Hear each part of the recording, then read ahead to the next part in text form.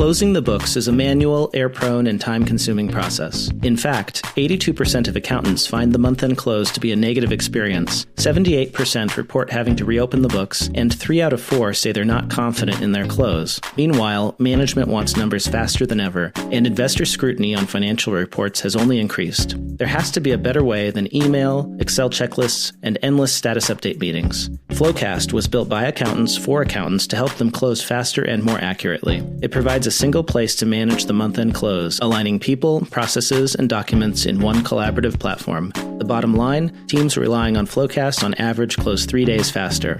Learn more at cloudaccountingpodcast.com/flowcast. That's FLOQAST.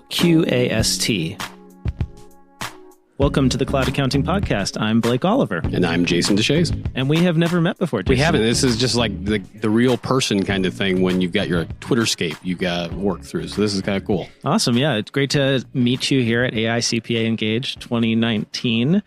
And it's because we know each other in the cloud. I actually don't know where you came in from. Where do you call home? We live in the Raleigh, North Carolina area. So we came from like AICPA town out there because the office is in Durham. So. Oh, okay. Got it. So you have access to all the AICPA folks. Yes, and actually used to work there. So that was, had about 18 months I was out there doing firm relations. So know a lot of the great people over there and very proud of the profession. And it's kind of interesting having been on the small firm side, gone into the institute, and then now back in the public accounting. So it's been a lot of fun, a big adventure. So what were you doing at the AICPA? When was that? So that was, so kind of going back a little bit. So I had a practice out in Albuquerque, New Mexico with a gentleman, and we ended up selling the practice to another firm in town, and then kind of do the general non-solicit, non-compete, non-anything, ended up working for the AICP remotely. So I was doing firm relations. So I'd go and talk to the top 500 firms called the G400, and we would talk about the issues in the profession, what kind of things were coming down the pipeline, what they should be doing. And in that work, I've been telling the firms that cloud accounting and all that is the wave of the future. And I was telling them to drink the Kool-Aid. I was like, why am I not drinking the Kool-Aid? So I ended up going back into public, which I didn't expect, but it's been fantastic. And it's been really great because that's all we do now is just cloud accounting. So when was that you went back?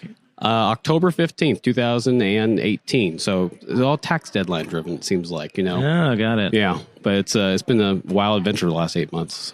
So what is your firm like? So Elliott Davis is a very large firm in the Southeast. We've got about 800 people across the firm's footprint. We've got 7 offices. And so unlike a lot of the firms where they have multiple locations, we have a pretty concentrated core between North Carolina, South Carolina, Tennessee, and Georgia. So our practice unit, which we call accounting advisory, is about 70 people right now who only focus on outsourced accounting roles. And so we work closely with our tax people and our audit practice, but we are seeing significant growth and we're bringing on lots of new people, lots of new clients, and that's been really exciting.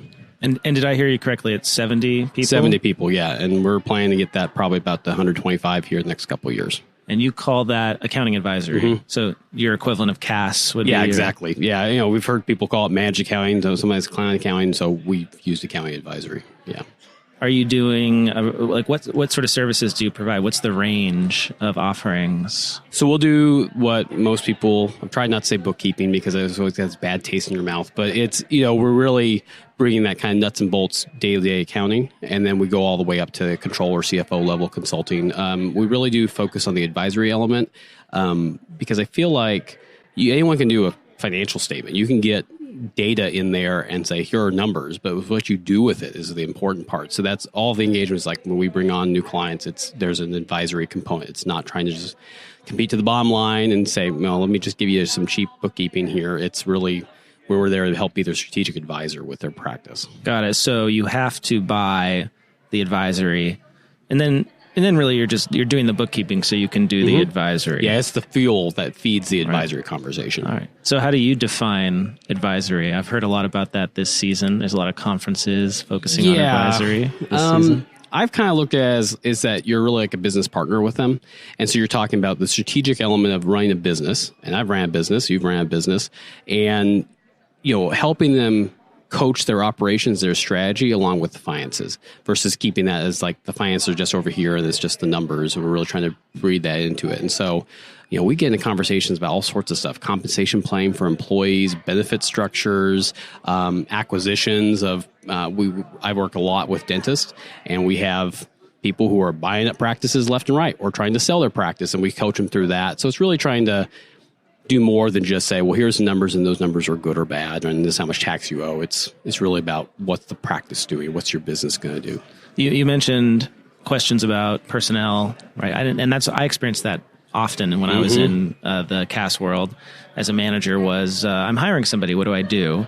And for a while, we didn't have any HR folks in CAS, but then we went and acquired a firm that did have an HR practice. So do you have HR personnel, or are the accountants doing it? How do you handle that kind of work? While we have firm HR personnel, we don't have that like benefits HR person that's within our advisory practice. My background, just because of being a small firm, I'm kind of that designated person. I just do a lot of that just because 17 years, you figure it out over time.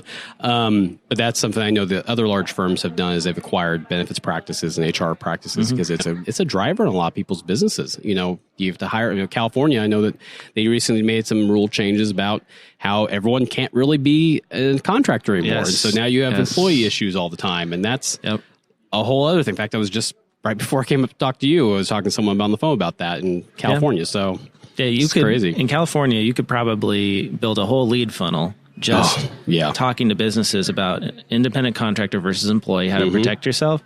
They'll come to you, I imagine, because they need the answer to this question. Then they'll find out everything else you have to offer. Well, and what I found is that really you can make some amazing strides in like business development, making client relations just by doing awesome work. I mean, you don't have to be out there like beating down the doors to get work. I think if you do really quality work, people will come to you and they will want to work with you because people talk and they know, hey, this accounting firm is different. It's not just cranking out numbers. It's a real legit advisor to my business. So sticking with advisory for the moment, how do you train accountants to do advisory? Oh, that's a hard one. Or is it trainable? I think it is coachable. I don't think you can go to a class and be like, suddenly you're an advisor. I honestly do think it's a lot of experience, but it means you have to get outside your box a little bit and you have to talk to the client outside of financial metrics and really talk about their business, and you spend time in it. And, the thing about that is you can't really do it as a generalist, I think. You can't really advise someone on everything at all times. I have a niche in dentists, and I spend a lot of time on dentists. I have a 50-minute commute, which sucks, but I make do with it. So I listen to a number of podcasts. I am on like 6 different Facebook groups that our dentists are involved in, and I spend time in the industry so I understand it. So I understand what they're talking about, and that's some of the training you can do. You can kind of train yourself by exposure. The other part is just life, and you have to experience things, and you have to have the stories that you find from clients that say, 5 years ago we dealt with this crazy issue. Here's what you don't need to do, or here's some trends that we're seeing, which I think you can really find as you get more specified in more of a niche area where you understand the industries really, really well. So you have niched in with the dental practices. And then we're building another niche with the craft brewery space. So that's a fun one. Yeah. I do enjoy that. So my wife kind of laughed that, you're probably in seventh heaven, you go hang out with a bunch of brewers. I'm like, yeah, probably would. So it's it's really fascinating hearing the business people talk about these things, There would be more tie-in if it was dentists and candy makers. Yes. Right. Then you'd be feed the other one, Exactly. It's just constant flow of patients into the stores and everything. How did you get into the dental niche? Was that intentional or was it accidental? So my background in my small firm, we did dentists. We had a lot of medical practitioners. And so I have years and years of experience working with those kind of people. But Elliott Davis had an existing dental practice. That's the deepest niche I think we have in the firm. And so when we got into Elliott Davis, I was like, well, I want to get connected with some groups. And that was a really clear one saying I can get plugged in with that and leverage my experience, but really support them because we were looking for more people with that advisory mindset to advise their clients. So got connected pretty quick, and we're kind of run with that, which is great. And my team in Raleigh works closely with our Charlotte team, which handles the dental space. But we, as a firm, have kind of broken down those barriers. We're trying to get out of saying those are firm clients from that office. It's really just they're our practices clients, and we're go work on, no matter whether someone's in Greenville or Charlotte or Raleigh or anything like that. And your clients tend to be local?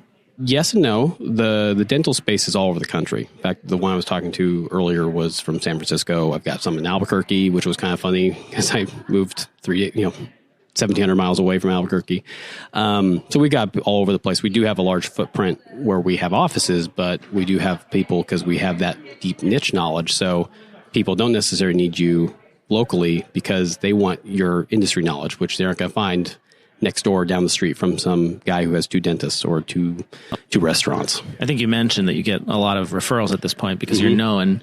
Do you go to industry events for dentists and prospect there? And we get there. And part of it's not necessarily prospecting, but it's being connected to the niche, right? So if you're connected to the industry, you're hearing the issues that they're hearing, you're participating with them, and you're meeting them where they are, not necessarily hoping they're going to come to you and just say, oh, well, someone told me you're really good at this. They want to see you actively engaged with it. And I've talked to other folks here at Engage, speaking of Engage, who are doing niches as well. And it's all the same story. You are there in their space. You go to their industry conferences and you spend time with them because then they see you and they get that you're there, because a lot of firms just throw money at issues and say, okay, I'll sponsor this thing and that counts, right? Right. They really have to be active participants to make it effective. So what's your tech stack? We have been using mostly QuickBooks Online. In fact, since I came on, the only clients I have are QuickBooks Online because I just don't want to deal with the desktop kind of stuff. And that's pretty much been it. We've got still some desktop people, and we're trying to convert them all now.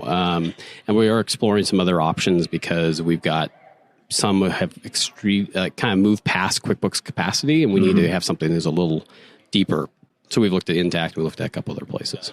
The multi-entity benefits of a system like that are pretty persuasive when you get to a and we have, like in our dental space, we have a lot of these there's these organizations called DSOs or dental service organizations, and they have huge number of locations and lots of complexity, and they need something really powerful. And you can't really do that with platforms that have, say, user restrictions or account numbers and that kind of jazz. So, so we do that. We leverage Fathom a lot. Lately, we're adopting a few other pieces of tech that we're kind of in the process of vetting. Larger firm, we've got a process to go through due diligence, and so we're kind of getting to the end of some of that, which will be good.